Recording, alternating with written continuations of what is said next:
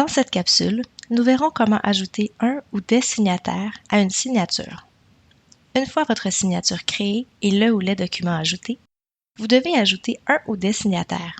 Ce sont les participants qui devront signer le ou les documents. Cliquez sur le bouton Signataire dans le menu de droite. Cliquez ensuite sur le bouton Ajouter des participants. Ici, plusieurs options s'offrent à vous. Vous pouvez vous ajouter, ce qui veut dire que vous vous ajoutez en tant que courtier et vos informations seront automatiquement complétées. Annotez Content Design puis ces informations dans Sinbad. Vous pouvez ajouter un nouveau participant, ce qui veut dire que vous devrez inscrire les informations de votre participant dans la fenêtre Détails.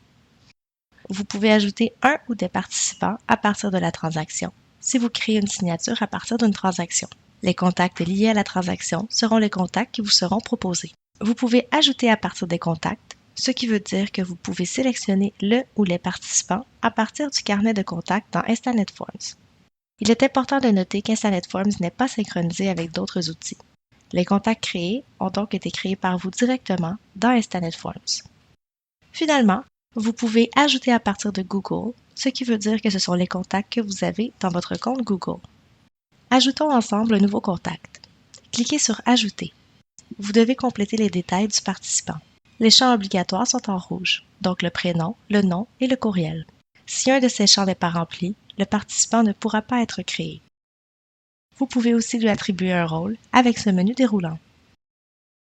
C'est aussi ici que vous devez choisir quel type de participant sera votre participant. Vous pouvez choisir entre signataire à distance, réviseur ou CC seulement.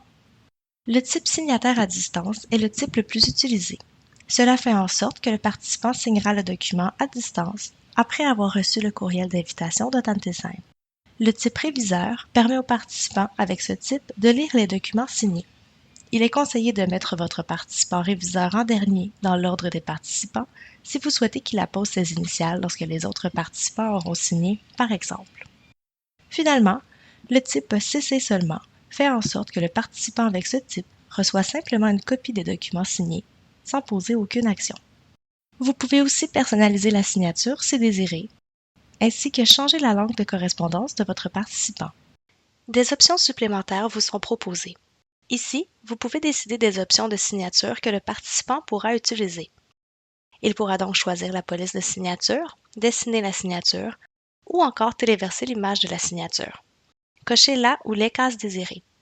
Vous pouvez enregistrer ces paramètres par défaut pour toutes les prochaines signatures que vous créerez. Une fois toutes les informations complétées du détail du participant, cliquez sur Sauvegarder.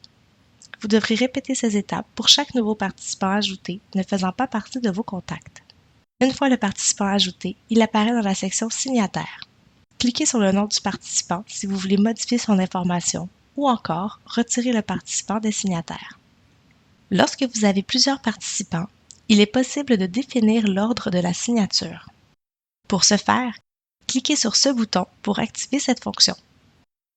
Une fois la fonction activée, vous pouvez changer l'ordre dans lequel les participants signeront les documents, soit en glissant-déplaçant les participants ou en changeant les numéros dans les boîtes à côté du nom du participant.